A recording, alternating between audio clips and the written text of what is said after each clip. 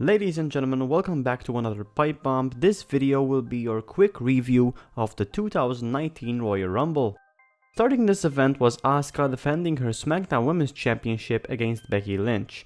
This was a great match to start off the show. Becky and Asuka have very good chemistry with each other in the ring, and this match had a mixture of aggression and many different submission holds from both women. The outcome of this match was quite predictable, with Asuka retaining her SmackDown Women's Championship, which eventually led to Becky's appearance in the Royal Rumble, but we'll get to that later on.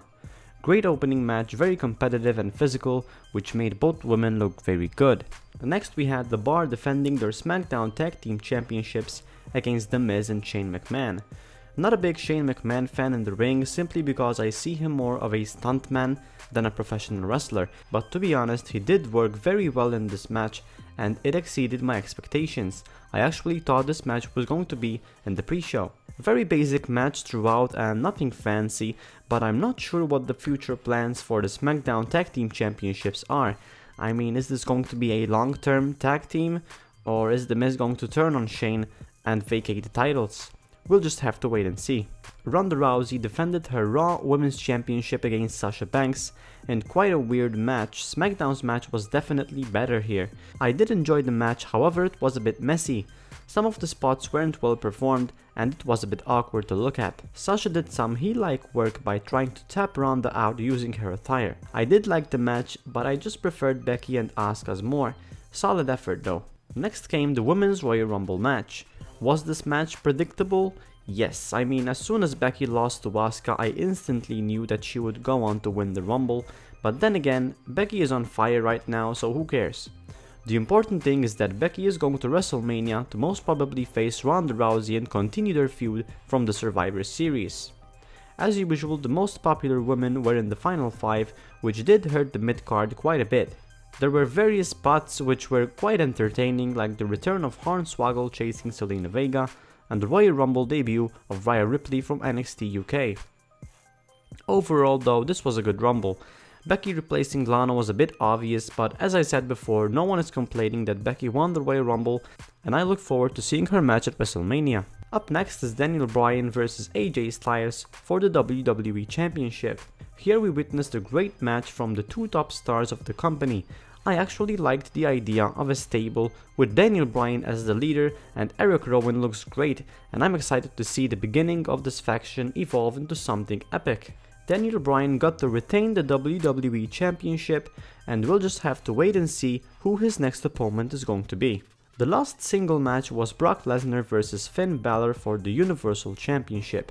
I was so hyped to see the Demon King's entrance once again, but did we get it? Of course not. Getting into the match with Lesnar and stale, boring Balor, I actually enjoyed it very much. As soon as the bell rang, the speed and intensity was great.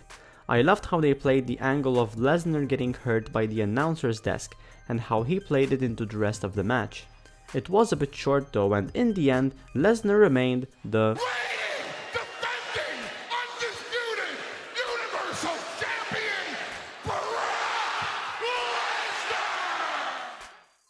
Now came the moment we have all been waiting for, the Men's Royal Rumble. If I was going to bet on who's to win the Rumble, I would have picked either Drew McIntyre or Seth Rollins, which were the two obvious ones. As I said in my previous video of 10 possible winners of the Royal Rumble, Seth winning the Royal Rumble is going to make for a great story to tell. Seth won his first WWE Championship when he cashed in his Money in the Bank briefcase at WrestleMania against Brock Lesnar and Roman Reigns. So what better way to end that storyline than WrestleMania? A brief summary of the match. I think that this Royal Rumble is one of my all-time favorites. In previous years, the Royal Rumble focused on bringing legends from the past, but this year they focused on the future, debuting many NXT talents such as Johnny Gargano, Aleister Black, and Pete Dunne. Also a great Rumble was because we got to see Nia Jax get RKO'd by Randy Orton. Yes, you heard me right. Nia Jax was in the Men's Royal Rumble, just go watch it. There were also some storyline progressions as well, such as Mustafa Ali eliminating Samoa Joe, so that I appreciate quite a bit. I think this Rumble was shorter than the women's, however it led to being more exciting and fast paced. The final 4 were Andrade, Ziggler, Strowman and Rollins, which is a bit odd but it worked out well.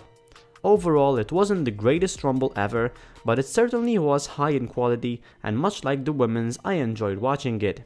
So to sum everything up, the 2019 Royal Rumble was a very good pay-per-view, having more good parts than bad, and it gave us a nice continuation of storylines, which will lead us to some great matches at Wrestlemania. If you enjoyed this video, leave a comment down below and tell me what you thought of this year's Royal Rumble. As always, thank you very much for watching, and I'll see you in the next video.